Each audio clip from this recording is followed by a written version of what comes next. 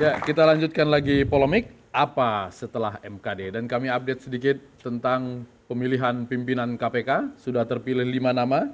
Ibu Basaria Panjaitan, bekas Polwan, kemudian Agus Sujanarko yang pernah menjadi deputi di KPK, Alexander Marwata, seorang hakim, Laude M. Sarip, dosen yang juga aktivis LSM, dan Saud Situmorang, dosen Universitas Indonesia. Mudah-mudahan bekerja dengan baik selama 5 tahun ke depan. Tidak ada orang baru berarti ya dari yang sekarang. Oh, ada Agus, tadi Agus. Agus, ada. oke. Ya, Johan, Busro, Busro enggak. out dari pemilihan. Oke, kita lanjut kembali, Bung Alpon. Apakah hukum selesai ketika kemudian sudah mengundurkan diri? Kalau etik bisa dianggap selesai. Iya. Ada kasus hukum yang sekarang juga jalan di Kejaksaan Agung, itu bisa berhenti? Tidak. Yang jelas proses hukum itu harus dilanjutkan. Ya. Karena kalau misalnya kita lihat sebenarnya dia diindikasikan melanggar pasal 12 dan pasal 15. Pasal 12 itu kan terkait dengan penyuapan dan kemudian pasal 15 itu tentang pemufakatan jahat. Ya. Nah, kalau misalnya kita lihat lagi lebih dalam, pasal 15 memang yang paling tepat dikenakan kepada Setia Novanto ketika Kejaksaan Agung itu mampu untuk menghadirkan alat bukti sebagaimana yang ada dalam peraturan perundang-undangan. Nah, dalam konteks ini kita harus melihat bahwa bagaimana aparat kepolisian dan juga dari kejaksaan itu bisa menemukan bukti yang bisa dikualifikasikan sebagai bukti yang sah gitu. Karena kalau misalnya tidak mampu menghadirkan itu, bahkan akan ada nanti perdebatan-perdebatan yang berkelanjutan, yang terutama terkait dengan apakah rekaman ini merupakan rekaman yang sah berdasarkan definisi alat bukti gitu. Nah, oleh sebab itu makanya polisi dan kejaksaan itu harus memainkan. Nah, oleh sebab itu makanya ke depan bagaimana kita bisa melihat itikat baik dari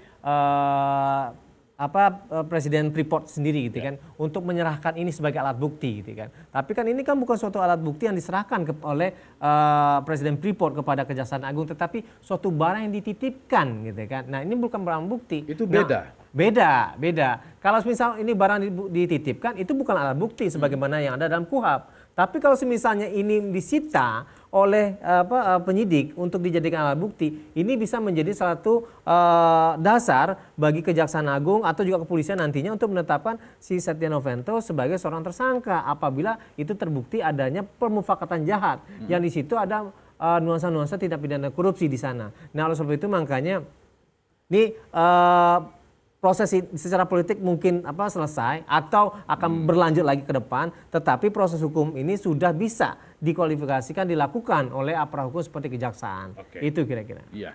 Babak baru yang Bang Emrus bilang itu apakah babak baru hukum seperti yang dibilang Alpon atau ada babak baru lain secara politik? Tergantung transaksi politik yang terjadi. Kalau memang mereka itu bisa mengakhiri ada suatu pertemuan, karena realitas politik sesungguhnya itu tidak seperti yang kita lihat di permukaan. Iya. Itu sesungguhnya diatur dari belakang, backstage dalam politik itu. Justru realitas politik yang sesungguhnya ada di belakang panggung itu. Kita tidak tahu apa yang terjadi. Biasanya di belakang panggung mereka melakukan suatu transaksi politik. Siapa dapat apa, saya dapat apa.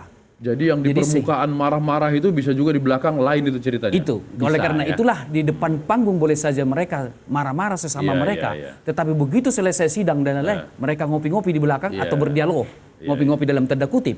Sehingga di situ bisa terjadi kemungkinan-kemungkinan yang mereka sepakati. Sehingga langkah ke depan bisa kemungkinan. Kalau di belakang layar ini tidak ada titik pertemuan, kompromis tidak temu, maka bertanding lagi di ruang publik. Tapi ketika bertemu ini, maka ruang publik menjadi soft. Nah, itu yang pertama.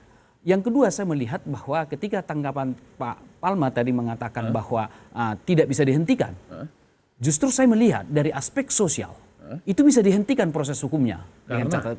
Terlepas memang kalau memang kejaksaan kita nanti berpikir pada kacamata kuda, artinya hukum tetap hukum. Tetapi tidak ada hukum di ruang hampa. Dia berinteraksi dengan politik, dia berinteraksi dengan ekonomi, dia berinteraksi dengan budaya dan lain-lain sebagainya. Saya kasih bukti bahwa hukum tidak berdiri sendiri. Misalnya, kita lihat proses hukum, adakah jaksa kita yang disogok? Artinya ada interaksi sosial atau ekonomi. Adakah hakim kita yang disogok sudah masuk? Bui? Ada sikit. Artinya bahwa memang faktor-faktor sosial. Oleh karena itu, kalau dikatakan hukum sebagai katakanlah tidak ada, artinya tidak ada hukum di ruang hampa itu, interaksi, maka kita kenal istilah dalam akademis proses sosial. Proses sosial maksudnya hubungan saling pengaruh antara berbagai aspek kehidupan, yaitu hukum dengan politik, politik dengan hukum, ekonomi dengan hukum, dan berinteraksi saling. Jadi tidak bisa saja itu terjadi nanti tidak dilanjutkan karena memang sudah ada interaksi antara berbagai bidang kehidupan tersebut. Itu bisa hubungan saling pengaruh, bisa juga hubungan saling pengertian. Gitu Saling pengertian. Ngertilah dikit bos. Setuju. Gitu ya. Kenapa abang bilang tadi bisa saja berhenti karena ada masalah-masalah politik? Apakah ada yang pihak yang merasa target memundurkan dia dari ketua sudah sampai, lalu kemudian sudah nggak usah lagi gitu? Bisa, artinya bahwa dalam politik itu ada memang target maksimal, ada target minimal, gitu ya. Kalau memang mereka punya target, selama ini adalah hanya sekedar menurunkan, mereka itu akan selesai. Yeah. Tetapi kalau target mereka adalah di luar itu akan berjalan. Tetapi kelompok Setia Novanto juga berpikir, begitu kan? Mereka juga tidak menerima seperti itu. Artinya bahwa akan terjadi dialektika di antara kekuatan. Nah, biasanya jika berdialektika antara dua kekuatannya sama, maka akan terdorong kepada kompromi. Tetapi jika salah satu mempunyai kekuatan, maka ini akan tetap menjadi marginal. Yeah. Kalau dalam konteks yang sekarang ini, apakah ada antara kejaksaan yang kebetulan dari partai tertentu itu berpengaruh juga? Saya pikir susah untuk kita katakan, kalau kita katakan tidak ada juga salah. Yeah. Kita katakan juga ada, nanti kita diperdebatkan. Yeah. Tapi yang pasti harusnya kejaksaan tidak dari partai supaya bisa netral. Tapi sepanjang dari partai tidak mungkin dia melepas itu 100%. Karena bagaimanapun tetap mempertimbangkan saya jadi duduk di sini karena.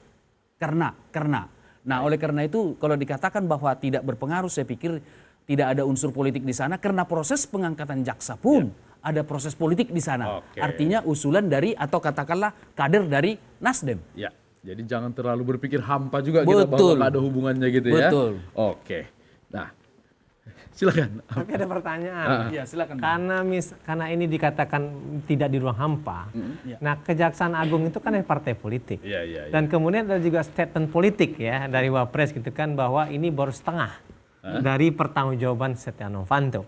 Artinya ini kan sign kepada Jaksa Agung atau juga kepada kepolisian untuk terus menindaklanjuti perkara ini. Nah, oleh sebab itu makanya di sini kita bisa melihat bahwa Kejaksaan Agung tidak akan menghentikan kasus ini. Jadi kan tidak mungkin kalau misalnya kasus ini tidak akan berhenti di situ, dia akan tetap lanjut gitu. Nah, oleh sebab itu makanya kita bisa melihat pada saat ini bahwa proses ini akan tetap berjalan karena ini ada nuansa politik. Kalau ke dalam kacamata kuda gitu bisa saja ini dikatakan berhenti karena apa? Ini ada aktor-aktor politik yang lainnya yang begitu kuat. Begitu. Ini ada narsum ketiga, Bang Rasman Nasution, kuasa hukum dari Setia Novanto sudah hadir bersama kita. Gimana, Bang? Tadi kita macet ya? Macet ya? Bang Alphonse-nya adik saya. Iya. Siap. Gimana, Bang? Apakah strategi yang diambil kemarin itu hanya penyelamatan politik atau juga ada penyelamatan hukum di sana? Sebenarnya kalau dari segi konstruksi hukum yang kita pahami, dari kemarin kita sudah sampaikan di awal-awal. Mungkin Bung Alphonse kan sudah sangat paham.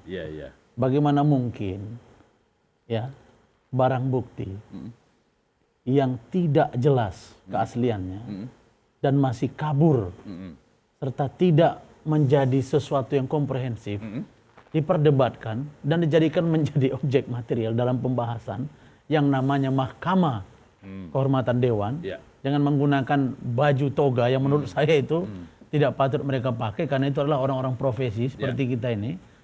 Tetapi oke lah karena itu kebijakan mereka di dalam dijadikan sebagai landasan untuk memeriksa seseorang yang bernama Pak Setia Novanto dan mendengar kesaksian dari seseorang yang bernama Ma'ruf Samsudin yang dimana beliau sendiri pun mengaku bahwa rekaman yang asli diserahkan kepada Kejaksaan Agung. Karena itu kita sedang mempertimbangkan kembali hasil komunikasi tadi dengan Pak SN dan teman-teman bagaimana sikap kita terhadap Jaksa Agung yang begitu secara sengaja tidak memberikan barang bukti atau rekaman yang asli itu kepada karena itu patut diduga secara sengaja menghalang-halangi upaya penyelidikan di Mahkamah Kehormatan Dewan dengan alasan harus memberi surat dan lain sebagainya. Padahal dia pembantu presiden. Dia harusnya patuh kepada lembaga tinggi negara karena itu sedang dilakukan proses Mahkamah Kehormatan Dewan. Kenapa tidak diberikan? Ini upaya pembangkangan. Tapi saya mengatakan bahwa sesungguhnya kalau saya ingin jujur bahwa kasus Pak Novanto ini lebih kepada the power public opinion yang sengaja digiring untuk melengsarkan beliau dari singgasana kekuasaan Ketua DPR RI. Tapi ternyata tidak berhenti sampai di situ. Nah, ada upaya lain lagi untuk menggiring beliau. Katakanlah ke penjara seperti itu dengan upaya, ya dengan menyebut bahwa ini ada upaya 1 dan upaya 2. Dalam konteks hukum yang saya ketahui, tidak bisa seseorang, katakan jaksa agung, dia mengumumkan kepada publik, sedang berlangsung proses penyelidikan, kemudian diberitahu, oh ada alat bukti yang baru kami temukan. Kami temukan itu CCTV. nggak boleh harusnya? Iya. Itu tidak bisa, itu kan kerahasiaan penyidik. Berarti dia mengintervensi proses penyelidikan yang menjadi kewenangan dari jaksa penyidik. Karena itu sedang kita pertimbangkan untuk ke Komisi Kejaksaan dan atau upaya secara sengaja melawan hukum dan atau upaya intervensi dan atau penyalahgunaan kewenangan. Sedang kita pertimbangkan. Yang dipersoalkan opini publik atau ada intervensi politik? Ya, saya pikir kelihatan ya. Mohon maaf. Barangkali kemarin disebut ini kami kebablasan lah, ada yang bilang jurus mabuk lah. Ya kita melaporkan Metro TV. Kelihatannya kemarin saya yang melaporkan, kemudian dengan tim itu diundang oleh Dewan Pers. Hadir lengkap dari Metro TV. Pak Suryo Pratomo, Pak Putra Nababan, Mbak Najwa Shihab, hadir semua. Kita diskusi di sana dan dalam dialog kami di dalam kita sudah hampir menemukan satu unsur yang menguatkan bahwa ada pelanggaran. Tetapi dengan legowo saya mengatakan bahwa oke, kita komunikasikan, kita cari solusi mana yang sebenarnya yang dilanggar oleh salah satu media itu. Kenapa? Karena itulah salah satu contoh. Akibat dari statement, pernyataan, penggiringan opini, maka terjustifikasi seseorang. Terhakimi, itu kan pelanggaran. Tapi masyarakat kan tidak melihat itu. Yang terjadi sekarang adalah Pak Nov sudah mengundurkan diri. Kalau sudah mengundurkan diri, harusnya apa yang mau dikejar lagi? Kalau itu opini publik. Nah, kalau dipaksakan dengan barang bukti yang tidak jelas, kemudian sudah dilawan untuk tidak disampaikan ke Mahkamah Kehormatan Dewan secara sengaja oleh Jaksa Agung, pertanyaannya, kalau bicara etika, Bung, bicara etika ya, saya menangani kasus bansos. Ini adinda saya ini sudah paham betul dia, ini kan sangat aktif beliau. Nah, bahwa disebut-sebut terkait dengan Jaksa Agung, disebut-sebut ya presumption of innocence. Ya kenapa nggak mundur aja, Bos? Mundur aja dari Jaksa Agung. Kalau cerita itu, kemudian kalau cerita etika, Erjelino apa beretika? Menelepon Sofyan Jalil. Ya, apa kemungkinan kemudian Rini Sumarno menelepon Kabar Eskrim Budi Waseso? Apa beretika? Cerita etika di negara ini, repot Republik nih, Bos. Ini yang saya mau katakan. Sekarang para pakar-pakar hukum, kita yang muda-muda ini, saya berpikir 2 minggu yang lalu, ada 8 pakar hukum di salah satu TV swasta membedah kasus ini. 5 diantaranya mengatakan bahwa kalau barang buktinya tidak jelas, tidak bisa diteruskan. Tapi sekarang diabaikan itu. Buat apa ada Profesor Andi Hamzah, Profesor Muzakir, Profesor Natabaya? Kalau sudah kita melanggar ini, sudah bahaya Republik ini. Baik, artinya kalaupun ada menurut kuasa hukum ada pelanggaran, tapi tetap legowo mengambil sikap mundur itu ya? Yang mundur itu untuk apa dipertahankan? Emang dapat apa di Ketua DPR RI? Kan begitu. Belum lagi sebutan dulu waktu dia masih ketua fraksi, masih anggota dewan, katanya beberapa kali lolos gitu ya. Apa itu? Bisa dikatakan, memang dapat apa ketua DPR RI? Harus dipahami bahwa anggota DPR itu adalah mana? Apalagi sebagai jabatan gitu ya.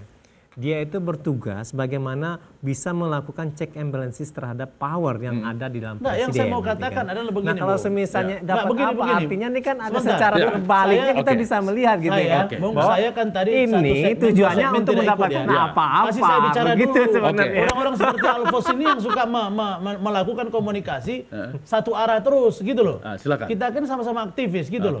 Saya fair, kalau saya lihat klien saya mau terbuka, saya akan jalan. Kalau tidak, saya keluar. Kan kantor saya tinggal, Bos. Nah, yang saya ingin katakan adalah bahwa di DPR RI yang saya katakan bukan dapat apa-apa, bukan itu maksudnya. Untuk sekedar hidup beliau, beliau sudah cukup mumpuni. Untuk mengambil kekuasaan apa? Artinya, DPR RI sudah cukup, tetapi ini kan gara-gara itu tadi. Mungkin komunikasi.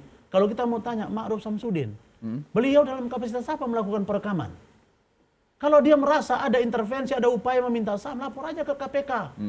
Bisa kan dilakukan penyadapan? Tangkap, OTT. Kenapa? Tapi itu tadi, mungkin ada sesuatu. Sudah kita lihat aja bangsa ini. Satu yang saya mau katakan. Apa itu? Kalau zaman kolonial Belanda ada divide and impera zaman dulu, sekarang takut saya ada divide and impera zaman modern. Itu aja. Ada pecah belah di antara legislatif, eksekutif, Saya takut atau negara? kita tidak menjadi diri kita hari ini, tapi menjadi diri orang lain. Oke, Kita tidak tahu itu. baik. Ya, tahan dulu. Kita harus istirahat. Ya, pemirsa tetaplah di Polemik. Kita akan melanjutkan setelah sesi yang berikut ini. Dunia politik penuh dengan intrik.